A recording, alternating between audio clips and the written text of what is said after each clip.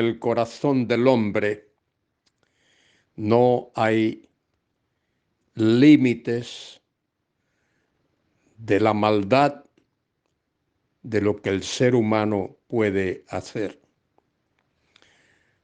Por eso es que el sexto mandamiento dice: no matarás, que en realidad significa no asesinarás.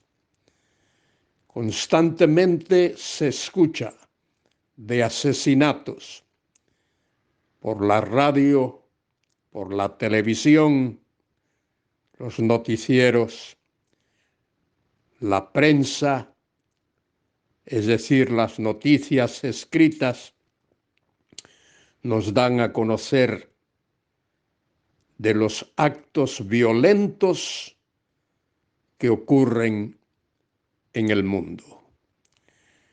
Se habla de hijos que matan a sus padres, terrible cosa, o padres que matan a sus hijos, o esposos que matan a sus esposas, o esposas que matan a sus esposos.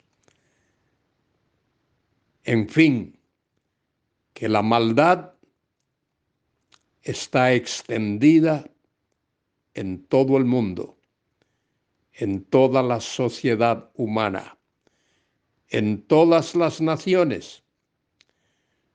Se escucha constantemente de asesinatos y como que los asesinos se divierten haciendo lo que hacen.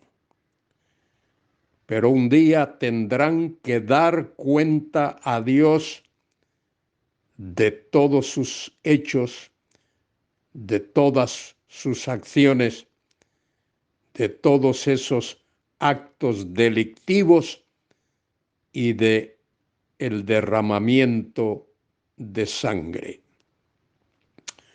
Soy Luis Carballosa. En este día quiero comentar con vosotros el Salmo 64. Salmo de David. Dice la inscripción: al músico principal. Salmo de David. David, cuando escribió este salmo, estaba siendo asediado, perseguido por enemigos. Muchas veces los enemigos eran de afuera, otras veces eran de adentro. Y David está por los montes, las cuevas, las peñas, las rocas, huyendo para proteger su vida. Y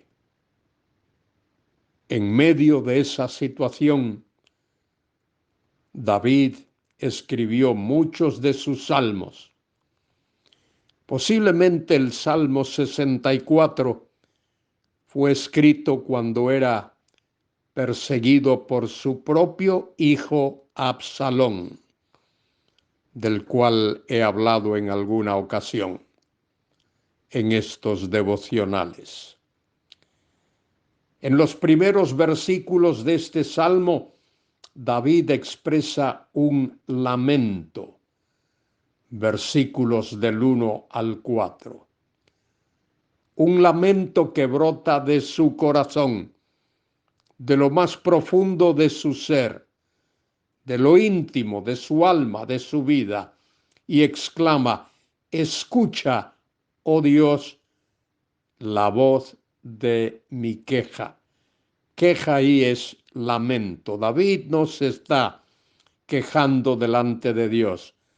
Él está expresando un lamento, una expresión de su estado de ánimo, cómo se sentía huyendo, y si era a causa de su propio hijo, todavía con mayor tristeza. David dice: guarda mi vida del temor del enemigo. El enemigo era el que le perseguía. Le perseguían para matarlo. Escóndeme del consejo secreto de los malignos. Esos eran los enemigos. De la conspiración de los que hacen iniquidad. Esos inicuos eran los malignos, eran los enemigos, los que perseguían a David para aniquilarlo, para quitar la vida. David los describe, dice que afilan como espada su lengua. No solo estaban armados físicamente, sino también moralmente. Hacían uso de su lengua para desprestigiar a David.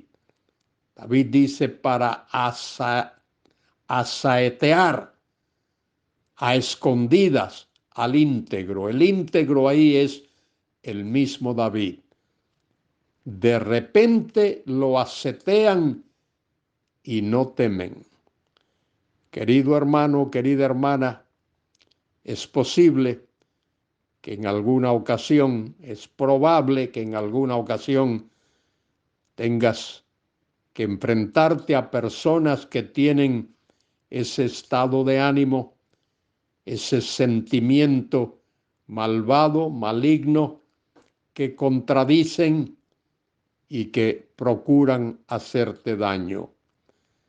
Si eso ocurriese, ponlo en las manos de Dios. David se lamenta, pero se lamenta delante de Dios. Pone su causa en las manos de Dios, en esos versículos del 1 al 4. Ahí están los enemigos, acechándolo para matarlo, para hacerle daño, conspirando contra él. David pone su causa en las manos de Dios. En los versículos 5 y 6, David expresa la amenaza del maligno. ¿Cómo es que el maligno, el malvado, el inicuo amenaza a David? Dice: obstinados en su inicuo designio. Lo que habían planeado era algo inicuo, hacerle daño, hacerle mal a una persona inocente. David está dolido por esa actitud de aquellos que buscaban su vida, obstinados en su inicuo designio. Tratan de esconder los lazos. Es decir, lo hacen a escondidas, a traición, no hacen frente a David, no se enfrentan a él cara a cara, lo hacen traicioneramente, a escondidas, y dicen: ¿quién los ha de ver?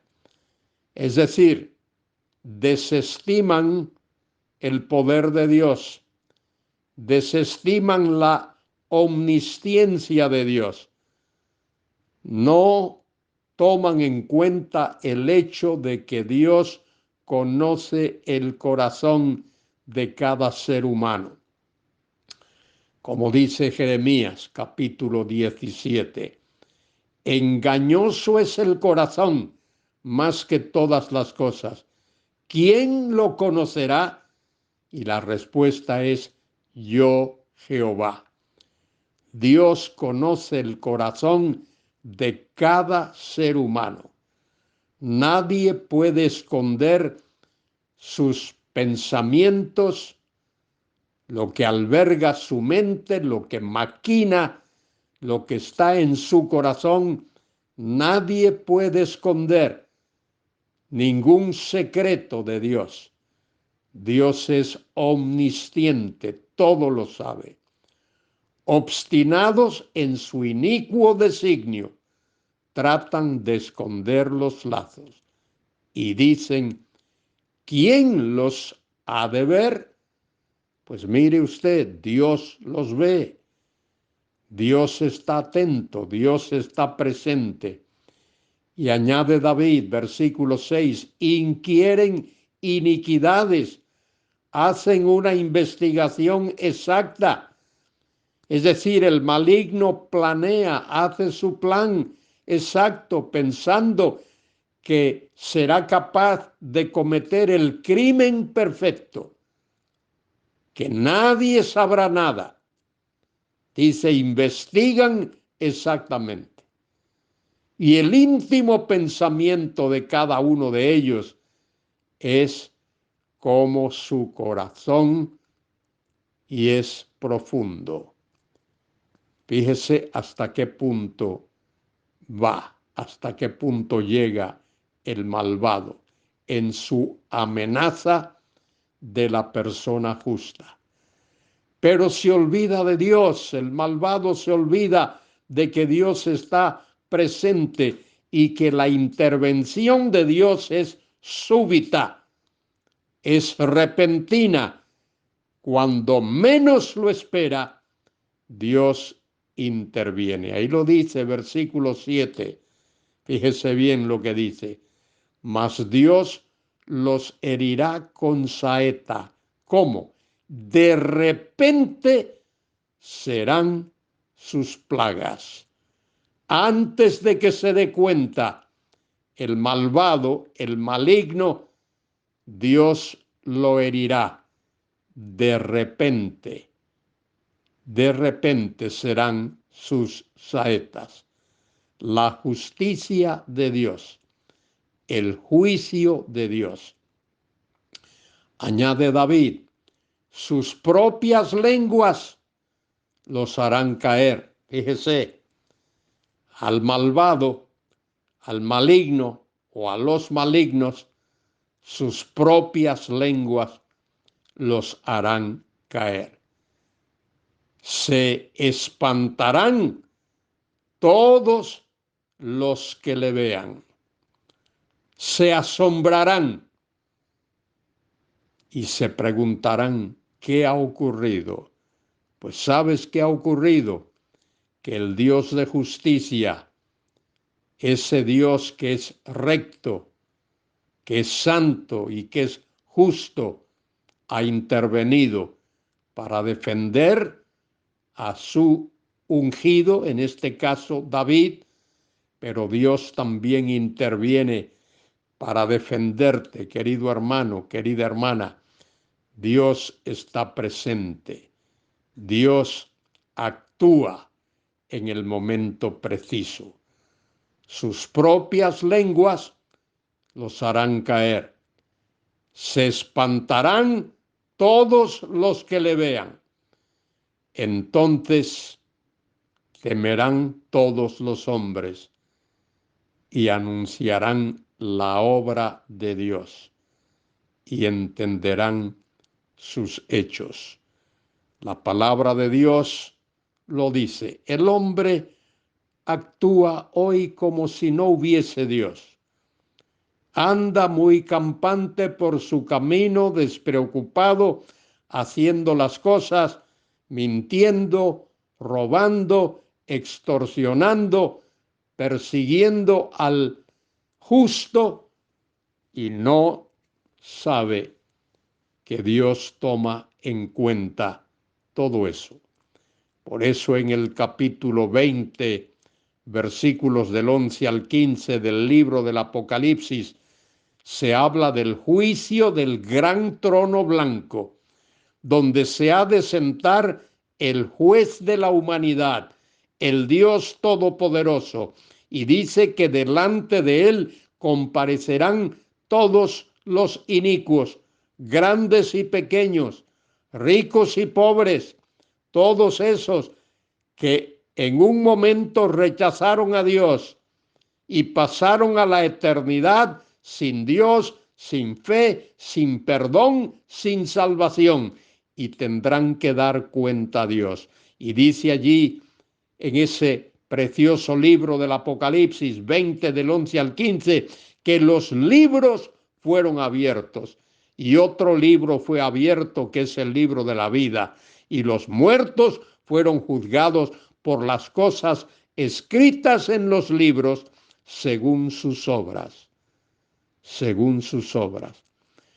La salvación es por fe, estrictamente por fe, pero el destino, el sitio donde el hombre va y lo que ha de experimentar allí tiene mucho que ver con las cosas que hacemos. El que pone su fe en Cristo va al cielo, a la gloria eterna, y allí puede recibir galardones, premios, coronas. El que rechaza a Cristo como Salvador va a la condenación eterna, y en esa condenación hay grados de condenación. Para unos el infierno va a ser más caliente que para otros.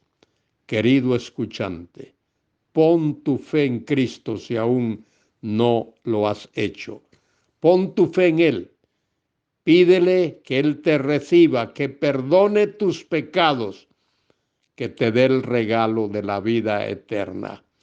Y tú, hermano, hermana, que ya conoces a ese Cristo, anda en sus caminos, haz su voluntad, no andes en caminos de iniquidad. Que Dios derrame sus ricas bendiciones sobre tu vida en este día. Amén.